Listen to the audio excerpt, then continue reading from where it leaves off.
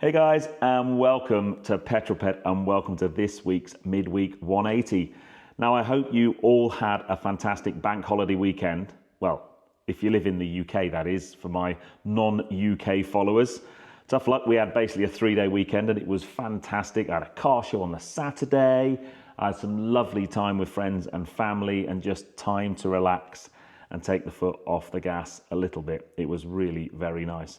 But back at it this week, lots of very exciting stuff coming on this week. But if you've not seen one of these before, this is my midweek update where I bring you my news, views and information about upcoming reviews, all filmed in one take.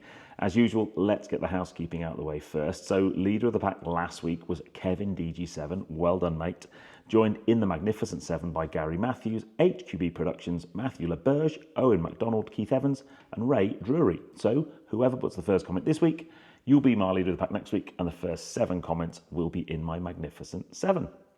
F1 this weekend was from Miami, and we had a kind of double header really, because we had a sprint race and a normal race. So lots of action. The time difference meant watching it quite late at night, but the sprint was really interesting. Massive congrats to Kimi Antonelli getting his first pole. Very impressive at his tender young years.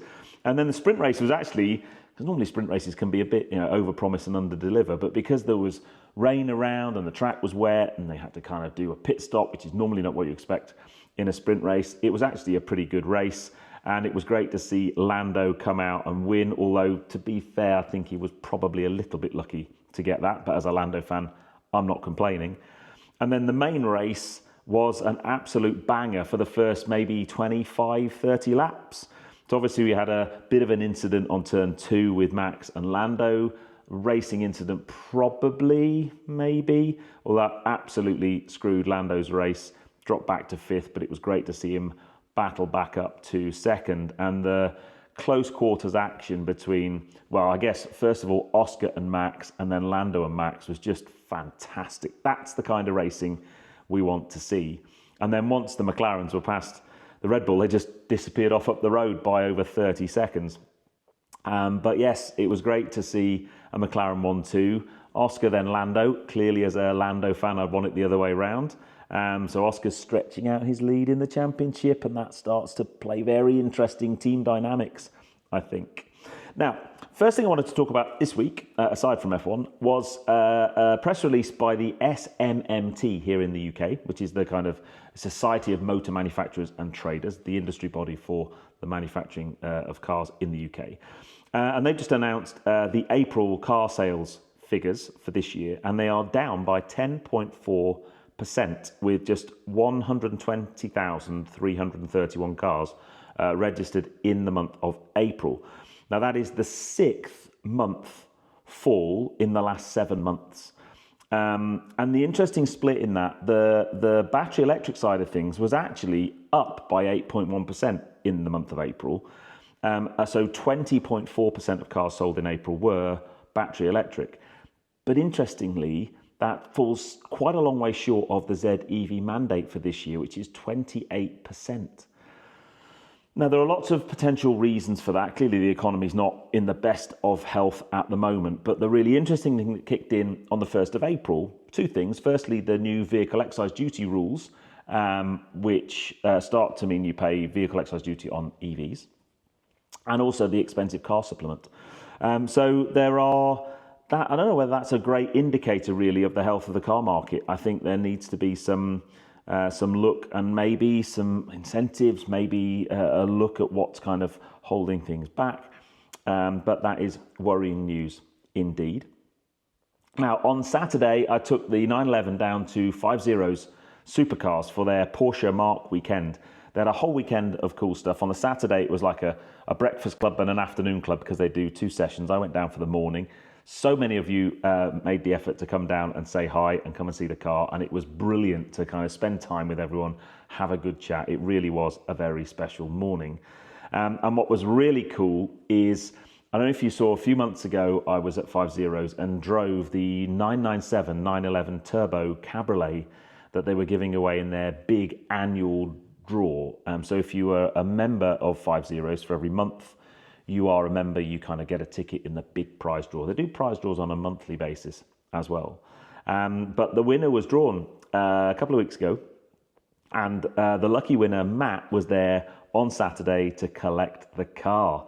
And what was really cool is he was there with his daughter Izzy, and it was Izzy's idea, because she's a bit of a petrol head, for the family to go to 5 Zeros. And it was Izzy's idea for Matt to join, and therefore I think the car technically belongs to Izzy, really. I think Matt's just a guardian for it for now, but it was so great. They were just, as you would imagine, you've just won a 911 Turbo. Big smiles all round, so that was fantastic to see.